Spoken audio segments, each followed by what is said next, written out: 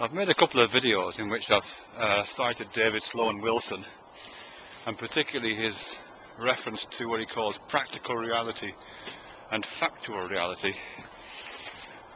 And I think it might be useful if I just kind of rehearse those differences for myself, really, what he's talking about there, because they are pretty telling differences.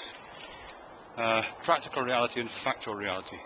He talks about these, I think, in a book called Darwin's Cathedral, but probably other places as well.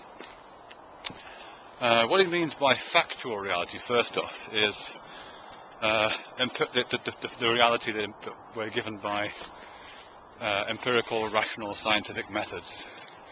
What we tend to think of as the objective world, although I'd like to question that in a bit. But yeah, it's the facts. It's those things which we can use verifiable and falsifiable scientific processes to arrive at.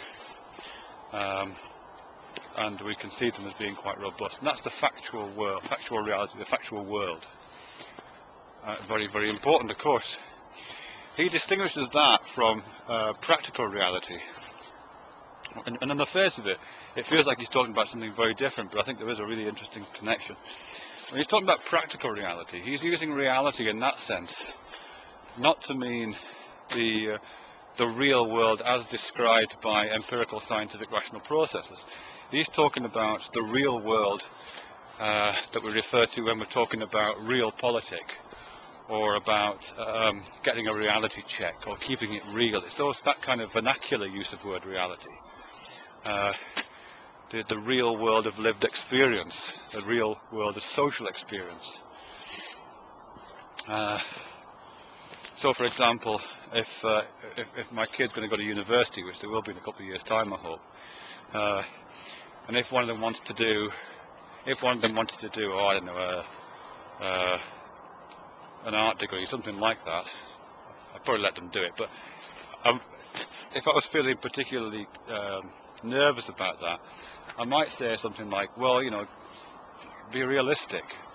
You know, you're not going to make a living doing that. You're not going to get a job doing that. You're not going to provide for yourself doing that and any future family you have. Why don't you do something like engineering? Because that's a degree with a real world application. So what I've been making appeal to there is not factual reality. I've been making an appeal to practical reality, the reality of living in a social world with the kinds of demands that are placed upon us. As I say, those things sound quite different. You know, one sounds like it is about science, and one sounds like it's about sociology. But I think that there is an overlap, and there is a really interesting connection to make. And it's really to do with how recent factual reality has been around. I mean, the idea that factual reality is what it is really has only been around for probably 300 or 400 years in the developed sense that we have it now. You know, most of our history and the history of the animals that led up to us being us, go on you, has been a history lived in the real world of practical reality. We've never had to concern ourselves about the factual world. Come on, guy. Oh, he's going to try and fight this dog. We've never had to concern ourselves with living in the factual world of Higgs bosons and quasars and neutron stars and all those kind of things. It's been completely sufficient to live in the practical world. So most of our thinking, I suspect, is geared to practical real-world applications, not factual, really world kind of thing application. So it becomes very relevant, I think, now. I just want to add on the end of this, actually. I want to try and make a connection between the way I've been talking about practical and factual reality in terms of spatial metaphors. Because in a couple of videos I was talking about with that, I was talking about practical... Oh, I don't know if I can make this connection, really.